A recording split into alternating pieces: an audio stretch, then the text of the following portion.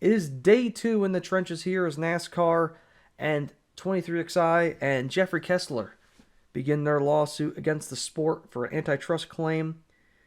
Battle lines are being drawn, and we are here again in the trenches watching this battle commence. Right now, most of the stuff is in the media with the public light being cast positively, negatively on whatever's going on. Right now, we'll go over what happened yesterday on SiriusXM NASCAR Radio, where Larry Mack had some interesting comments about what he thinks is going on with his deal. I see black helicopters flying through the air. So 2311, okay, you got a couple of guys involved that came from other sports, and they want to see things done maybe like the world they came from, more in line, okay? I'm not agreeing with it, but I kind of get it. But to me, what just makes me tip my head and go, why Bob Jenkins in Front Row Motorsports? Where does this come from? Where does this come from? A guy that's been in this sport for, again, as he said it, 15 to 20 years. He's tried to build that organization. It's definitely become more competitive. He's won 4 cup races with 3 different drivers, going all the way back to, David Reagan at Talladega, Chris Buescher at Pocono, and, of course, the Daytona 500 and Indy Road Course with Michael Badal. Where is this coming from? That's what's got me so confused.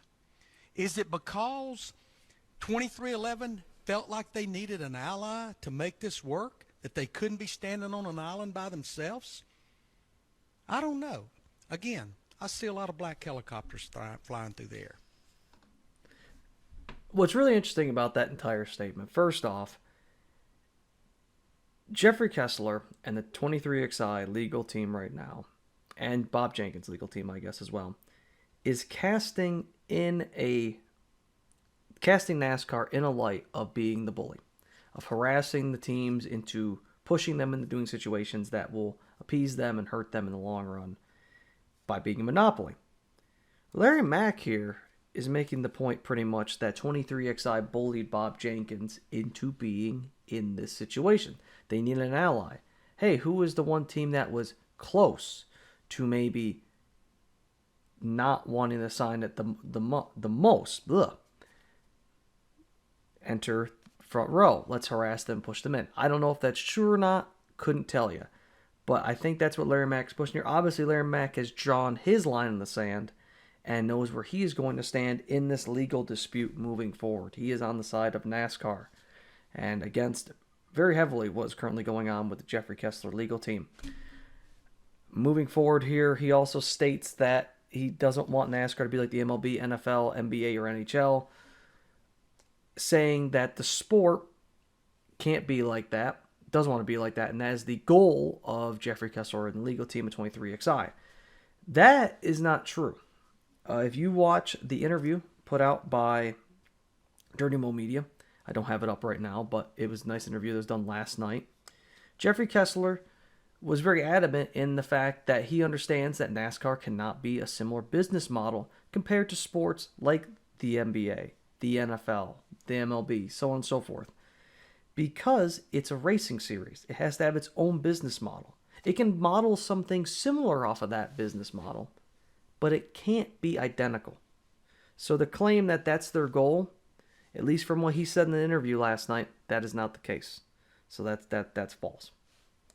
Moving on to probably the only thing I'll give my opinion on in this is Ryan McGee's post this morning. Filed to ESPN on the same day the NASCAR community teamed up for Helene Aid. Again, I don't know how you pronounce that hurricane, I'm sorry. 2 of its teams announced they are suing the sport. Debate the antitrust lawsuit all you want. There's no debate about the callousness of the timing. Wait a damn week. That is terrible. What a spin to put on it.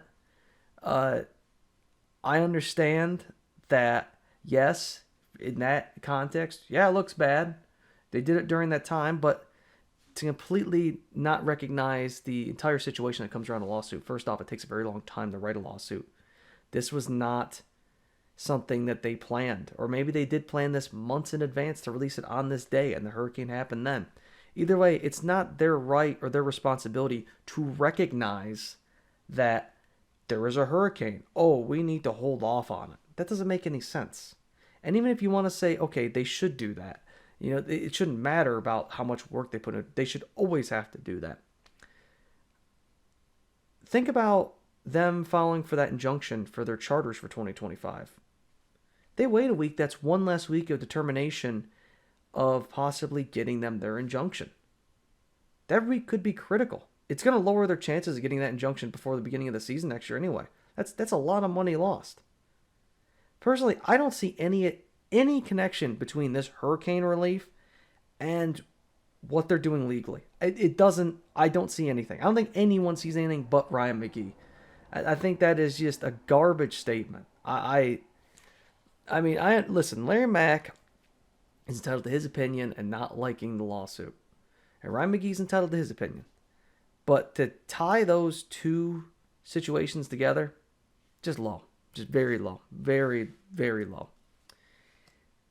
And you can disagree with me on that, but that's you're grandstanding a very bad event, pretty much.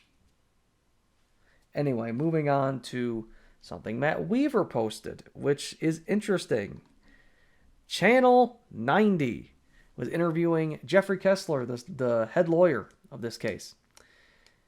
And during his discussions about his antitrust suit, he was much more candid, according to what was reported here, and made a term that apparently I heard many people confirm this. It's rumored. I can't find a clip of it because it got deleted, but this I've heard multiple people say that he used this term. Compared this suit to a battered wife situation. Now, a battered wife situation is when this is weird for me to explain, but basically you are a victim of something. Like a wife will be married to their husband, and their husband will be in an abusive relationship over a long period of time. And it's progressed to an extent to where, yes, the woman is being abused, or the victim's being abused, but doesn't realize it because they are they've been manipulated by the harasser or the guilty party. Whatever you want to explain that. But is it a little severe to compare this to a domestic abuse situation?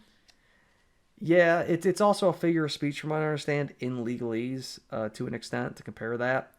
It sounds a lot worse than what it actually is, I guess. Well, it is pretty bad, but I mean, I personally wouldn't have used that.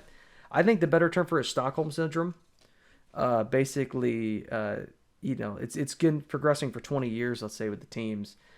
Argue that, well, yeah, of course the teams are okay with it. They've been sitting with this for 20 some odd years and don't know any better, that it can be better. The NASCAR's put them in a box where they don't really consider any other option, and they never will consider any option because they've harassed them. They manipulated them, and I think that's the better argument. Regardless, though, terrible look to delete the interview. I guess you can argue, yes, that's a pretty severe thing to say, but man, there goes a lot of vehicle. We're going to have one of these video now, I guess. To argue that, or to delete the video, or interview, or majority of the interview, that the guy who's heading the case against your business that you cover, man, that's just, do not like that at all. It's just begging right now. Because listen, right now at the start of this, I didn't think the fans were going to care a lot. Like, I didn't think the fans were going to look at it and go, man, 23XI is really exposing this. I'm not going to go to a NASCAR race because of what they're doing to 23XI and the teams out of protest. Right now, it's they're trying to push this into a situation where that might happen. Again, I don't think we're to that point. I'm not saying we're going to see drops in attendance drastically across the country, but I mean, you're really not doing well publicity-wise. Moving on to what Denny said here. While censorship is a big topic in today's media world, Channel 90 might be the poster child. The interview didn't go the way they hoped, and after our attorney continued to state fact after fact, even though they tried their best to refute. They have since edited slash deleted the interview off their channel because the narrative doesn't fit their beliefs. If that doesn't convince you of the bias, then nothing will. And look at this, Jeremy Mayfield. Oh man, it's just now starting. Buckle up. And let's go to a little some of these Jeremy Mayfield things here. Need my number. Statement from 23XI from yesterday. 23XI for Motorsports have filed a lawsuit against NASCAR claiming their monopoly. Daily Downforce, somebody replied, first witness to call the stand, Tony Stewart. Someone adds him there. And then that's where we go to the Jeremy Mayfield, need my number. Jeremy Mayfield's not the biggest person in the world in terms of having a voice in this situation, but it is bringing up a interesting future we're going to have here. Who's going to testify at this thing if we get it to court? Who's going to do it? And man, if they get Mayfield and Tony and they just, they got to talk the truth. They can't cover NASCAR's ass anymore with certain things, right? We're going to... The last 15, 20, 25 years, people are talking about, oh man, they don't want the books to open up. They don't want the other stuff to open up in the sport either. Think about what we don't know about and what under trial and under oath could be said. Man, buckle up is the correct term. We are going to have a lot of things unpacked, I think, in the next 2 to 3 years. Jeffrey Kessler, by the way, said we're not going to have to see this thing get to trial for at least a year. Regardless of it taking a year to get the trial, the next year is going to be very interesting. I mean, just look how many developments have happened in the last day. I already made the video about what happened with Kessler in the lawsuit yesterday, and now we've already got censorship and people in the sport from the years past being ready to step up and testify if they want to. Because, I mean, Mayfield, again, maybe not the biggest voice out there. I definitely, he was in the sport for a very long time. Anyway, I think that'll do it for this. Going over everything. Oh, actually, one last thing. Ryan McGee, see this fact here, or this readers in context, whatever. If I can find the Denny Hamlin tweet. Basically, Denny says, good grief, get over yourself, pretty much to this. It's I don't have it pulled up now. But regardless, yeah, I think that'll do it. Another day in the trenches. Day 2 of our first full day of this legal battle, this legal war that we're going to see could continue on. I just want to let everyone know, by the way. I don't see this settling out of court. The claims at the end of that lawsuit are just too vague. Because literally what their claims are, what they want out of this, is NASCAR to be found guilty of violating the Sherman Act, which is a monopoly act. So that's only can be settled in court. I don't think there's anything NASCAR can give them out of court that they can fulfill. So yeah, again, this is going to be a very long process. It's going to hang over all of next year, all of the year after that, and I don't think it will, but Jeffrey Kessler said it in the interview. It took him 10 years to get the NCAA to finally break, and I don't think he's going to waver to try and do that again with this. He seems confident. Hamlin seems confident. Everyone in this seems very confident. And NASCAR still has not made a press release about this. I don't know what they're waiting on. I mean, God, it's just bad PR after bad PR. And we're in the middle of the playoffs. This is all we're talking about is this. They gotta say something. I haven't read an article about the racing on track in freaking 48 hours. So I don't know what to think here as we move forward, but get ready, folks. We're in the trenches.